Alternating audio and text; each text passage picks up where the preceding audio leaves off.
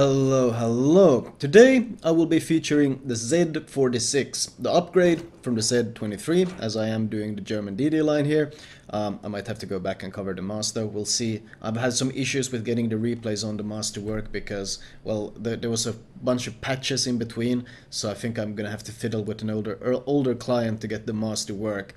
But regardless, this is the Z-46 that's being covered, which is a significant upgrade from the Z-23 in multiple ways. First of all, most importantly, is probably you get better concealment, which is a pretty big crippling issue for the Z-23. The 6.1, 6.2 km concealment that it has makes it very hard to actively contest caps because, well, you always get spotted before they do. The Z-46, on the other hand, reaches a nice 5.9 kilometers, which means you are significantly stealthier. Another thing, very big difference is the gun power that you gain. You have 6 guns, and they're 3 double turrets, and this combined with a 4-second reload means that you actually have very competitive DPM in the ship. In fact, your gun power is very impressive. Oh, I gotta make sure I don't ground here. You do have, of course, the downsides, the usual German DD downsides, which is your ship is pretty damn big. Like, these German DDs aren't really DD size, they are very large destroyers, and more importantly they have a tendency to eat a lot of battleship AP, so even though you are able to actively contest caps and actively fight other DDs, the big threat is when a battleship decides to take a volley at you. That's considered a really big weakness for this line. The gun power is fantastic though, and you note that I'm shooting a lot of AP now, and that's not something you do too often at tier 8, because tier 8 you slot the 150mm guns, and you don't really want to be shooting too much AP on DDs, because the 150s tend to overpen a lot. On the other hand, these are lower caliber, these guns, so you tend to get a lot of full penetrations, even on destroyers. Now the closer you are, especially to the squishy IGN DDs that are very thin, you get a lot of overpens on those, but especially against American, Pan-Asian and Russian DDs, you are very strong with the AP. Kaba, Udaloy, the likes of those, they absolutely hate you because you can do 4 or 5k volleys on those guys if they give you broadside, because you just get so much raw AP damage. You note here, this is an IGN DD, and you note just how many overpens I'm getting. That's of course the downside of shooting AP on IGN. Especially this guy is tier 7 to add to it, so he's lower tier, so I get a lot of those overpens and bounces. So in this case, for example, using HE would probably have been significantly better, because the AP does have inconsistencies. It's very good against, once again, the ships I mentioned, but against IGN DDs, it tends to be pretty inconsistent. You can get those huge volleys, especially if the IGN DDs angle even a slight bit, which means your shells get to actually detonate inside the ship. Then you get those full pens. But if they angle slightly, you tend to also get bounces. So once again, inconsistency is a very big deal when using AP on the ship. I'm again having some struggle here trying to get any of the caps because, well, we have the middle. I don't want to reposition all the way to A because it would take me so long just to sail there. And both my DD teammates are trying to fight for this C cap. The issue is, however, that there is a Baltimore behind the island, which means there's a huge hydro threat, or radar threat, that's continually in the air, which makes it very hard for me to get any sort of impact on that cap. I also don't really want to sail around D. We already have a Friedrich Grosse that's going to D, and in general, the problem with going D on this map is that it leaves you extremely isolated. It leaves you away from the rest of the battle, and especially since we're seeing a lot of action around C, I'd rather stay where the action is and see if I can make my mark here. Now, other German DD weaknesses is of course the German smoke.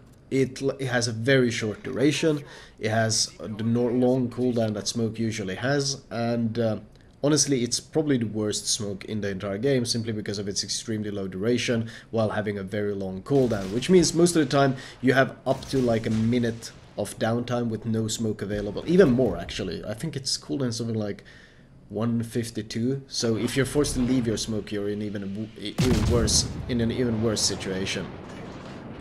Smoking up and seeing if I can get some gunpowder in on these guys, since it's unlikely I'm going to land too many torpedoes since they are stopping or just angling away. I'm trying to get some damage in. Now the German DDHE is very pitiful. It does very little damage, it doesn't have the best fire chance, But honestly, on a cruiser, it's better than nothing, and at this point I just want to get some pressure on this enemy team, because they're kind of just sitting in C, and my team is kind of allowing them to sit in C as well, which makes it very hard to get any sort of impact on this position. The Bismarck grounds, so obviously start firing on him instead. I do get a second fire. I don't know if he's got damage con ready or not. He's not damage conning yet, so either he doesn't have it or he's saving it for when he can actually disengage. Switching to AP, on the superstructure you can get some really juicy big pens, which explains the damage you're seeing. We're still getting a couple of shatters and bounces, of course, because he's not giving that full broadside, so we're not getting the full maximum damage. He does have damage con, and now that he's disengaging, he does use the damage con, so I'm going to try to get some additional fires going on him instead.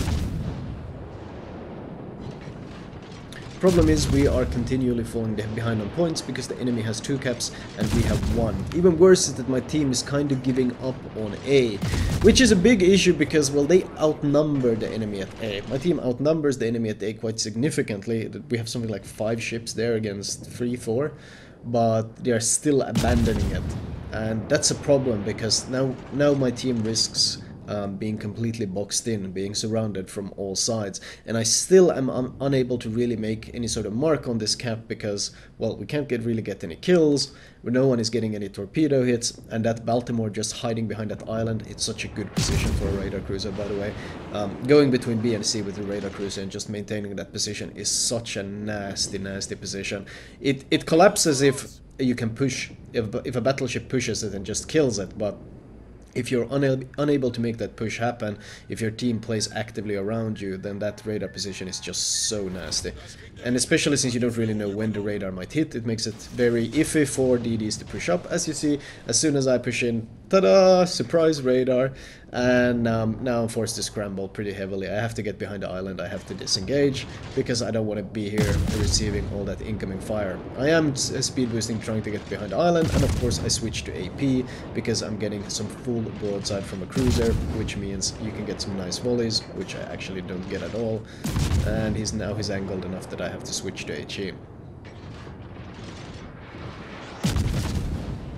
My team does get a few kills, which is good, but we're still behind on points, and my Friedrich Grosse is chasing a DD, which is usually not a good sign, because that's not a matchup that really favors the battleship. Finally getting some of those juicy AP volleys since I'm getting a flatter broadside, and I'm hitting the right spot this time. But I'm already behind the island, as is he, so we're not going to be able to get that. The Akatsuki trades with a Friedrich Grosse. I'm sorry, I still got my throat is still not quite there. The Akatsuki trades with a Friedrich Grosse, which is of course a terrible trade for a Friedrich. We just traded a tier 9 battleship for tier 7 DD.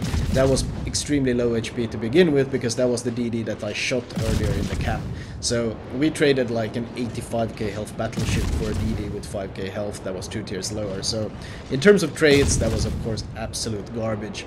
We are, however, seemingly getting D, and we're getting some good pressure here at C, so maybe we do have a chance of getting something done here. Udaloy is chasing and harassing my team, so I figured this is a good time to go and deal with the Udaloy and kill him off, and maybe I'll get a chance to actually show off some of the AP power of this ship, because, as mentioned, these Soviet DDs that have this thicker hull and thicker armor are very vulnerable to the potential AP damage you can pump out. Now the Hydro, of course, is one of the great tools that makes the Z-46 so good at fighting other DDs, but unlike the Z-52, the tier 10, you don't really have... your Hydro isn't really that strong yet. The range is something like 4.7k, which means in order to actually smoke up and use your Hydra to spot the enemy DD, you have to get extremely close to begin with. Now I'm shooting preemptive torps because I'm gonna start gunboating him and I want him to turn in and maybe gunboat me. It's kind of bait, but if he takes the bait, that would be amazing.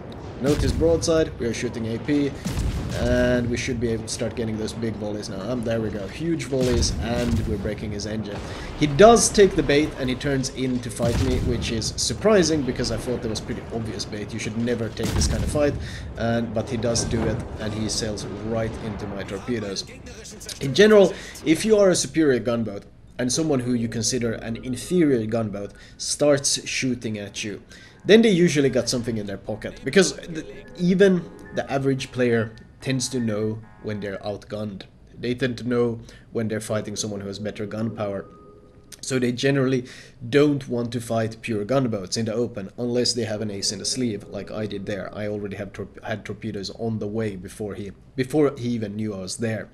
So kind of it's smarter to play a bit more cautious than it is to go for that full aggressive, haha, what an idiot, he's fighting me, easy kill, because that kind of thing can backfire and he can get baited out pretty easily, as this guy did. Once again, apologies, my flu is really not wanting to give up. Like, there's still the remains there, and it just doesn't want to give up the contract. It keeps fighting me every step of the way. You might note that my torpedo reload is very quick, and that is one of the great things about German DDs. The torpedo reload, when you run the full torp build, as I generally recommend on high-tier German DDs, your torpedo reload is only a slightly more than a minute, and if you take damage and you run AR, as is also recommended, your torpedo reload can actually drop below a minute, and that makes it very nasty for battleships, especially American battleships, because basically they eat torpedoes, they damage con, and then the next torpedoes are already on the way far before the damage con is off cooldown, which means it's usually pretty easy to get permanent flooding on battleships. This is a full HP battleship that has of course been sitting in the back sniping while his teammates have been pushing in and dying, and that makes him a pretty juicy target for me, because getting rid of this guy is going to be a lot of points for my team and going to make life a lot easier. My team, however, hopefully doesn't do any suicidal things, but I'm looking at my gas can right now. That gas can sailed around D and appears to be suiciding into C for no real reason. I have to play quite safe here. I have to disengage, and you note that I'm going out of my way to keep the island between me and the Chapayev, and that is in case the Chapayev pops a surprise radar, I want to be able to have island cover between me and him. The Colorado might do a lot of damage, but as long as the Chapayev can't just burn me to death and set fires that will completely make it almost impossible for me to disengage, I should be pretty safe. That next volley looks good. The Colorado is not able to dodge. The torps are very fast and they are quite stealthy. It takes me 3 hits to finally get a flooding, but I do get my flooding, and I know that this is a permanent flooding. So the Colorado is already dead. I'm gonna ignore him, and I'm gonna go see if I can help my team deal with basically these two cruisers. They seem to be struggling quite heavily though. I don't know how my Ganscan is struggling so heavily to get the kill, and a Changmu pops up. Well, that is a problem. That is a significant problem. However, he's not turning away, which means I will happily rush him to take this fight. Why will I happily rush him to take this fight? Because he has deep water torps, I do not. So even though generally I would not recommend getting this close to Changmu, in this case I do. I'm so very close as well that I'm sticking to HE instead of AP, because I am pretty worried about getting overpens and I need that consistent damage to kill him right now. I smoke up, pop hydro. He is sailing away, which means if he keeps sailing away, I will get undetected once my smoke firing penalty disappears. He is actually turning though, he stopped sailing away. I think he realizes the threat of what I'm trying to do, but I still managed to kill him. He actually gets a detonation flag out of that, which is very fortunate. In the meantime though, all my teammates have died. So I was actually down to 1 versus 3 in this case, and now I'm in huge trouble. Because, well, first of all, the enemy is at 820 points. There's only 5 minutes left. At this point I can already tell that it's impossible for me to win this game by capping. I can't cap C because the enemy cruiser is sitting there. The only viable cap for me right now is A. But the Chapayev is absolutely without a doubt going to be pushing B right now. So that means in order to cap A, I would have to sail around B to make it all the way to A. And honestly, by the time I get there, the game will already be over, because they already have a 300-point lead. So the only option left is to kill him. That's really my only option. And Chapayev, well, he's pushing B as we predicted, and I need to try to make this a series of 1 versus 1. I need to try to make this a 1 versus 1 fight, and I need to gun him down. I won't have time to sail around and torpedo him. I just have to take this fight. But honestly, this is very, very unlikely fight to happen. If he had given me enough broadside that I could actually use AP on him, I might have had a chance, but he's angled just enough that my AP doesn't deal any consistent damage, which means I have to stick to the terrible German HE, which has pretty much a 0 chance of killing him before his EPM kills me. So this game is without a doubt over at this point. There's nothing I can do. My team all dying all around me at that point pretty much condemned this battle. I tried to get some last AP volleys in. You see it's bouncing because it's so angled. So no chance of sadly recovering this game, and the game does end in a defeat. 163k damage, which is pretty okay, and I never really got to contest any of the caps the way I wanted. This game kind of showed the importance of that Baltimore position. I don't understand why more radar cruisers don't play around those positions, because getting close to that island between B and C pretty much locks down the map for all DDs. All enemy DDs are pretty much crippled at that point, because they can't go anywhere near the middle of the map, or they will get radared and they will get wrecked. For some reason though, every time I have a radar cruiser on my team, they decide to either go to A, to D, or they hide really far back in my spawn and try to shoot from long range. Why? I don't know, but goddammit, and I just bumped my finger into my table like an idiot. Regardless, looking at the team score, well, the contribution is pretty obvious in this game. The Baltimore tops the scoreboard on the enemy team, which was kind of, I think that's perfect justice, honestly, because his radar was what locked down C so very hard. The rest of the team milling around didn't really do too much at that point. And if we look at detailed report, didn't really get to do too much. I killed some DDs, I killed the Changmu, I killed the Udaloy, which was good, and I did get the Colorado and the Bismarck, I think both of them killed, which is also good, but ultimately not quite enough, and this was one of those games where it was very hard to have an influence on the map, because, well, my team abandoned A, even though they outnumbered the enemy at A, and we were unable to get any action going at B and C because of that very strong radar cruiser positioning. Bit of a shame, but still a pretty fun game, and I felt like it did show the strengths of this ship, especially the way it could deal with the enemy DDs without too many issues. Regardless, let me show you guys my recommended build for this ship, and I will talk to you... Well, actually, I won't talk to you later, because I'm going to show you the recommended build now. Right, as usual, I will start with the modules. Now, priority number one is absolutely getting the hull upgrade as soon as possible. The torpedo upgrade is only 500 meters additional range and 1 knot of speed. You don't actually gain any damage at all, so there's really no point in going for it first. You want to get the hull as quickly as possible. It gives you health, it gives you rudder shift, it gives you a small bit of AA. Follow it up with finally upgrading your torpedoes and finally gun range. Consumable wise, you want to get premium smoke as soon as possible because you got the horrible German smokes, so you want to be reducing the cooldown and getting 1 additional. Honestly, this is probably the most important premium consumable you can buy on the German DDs. Follow it up with either hydro or repair as the second priority. The speed boost is the lowest priority, even though having a premium speed boost does of course help.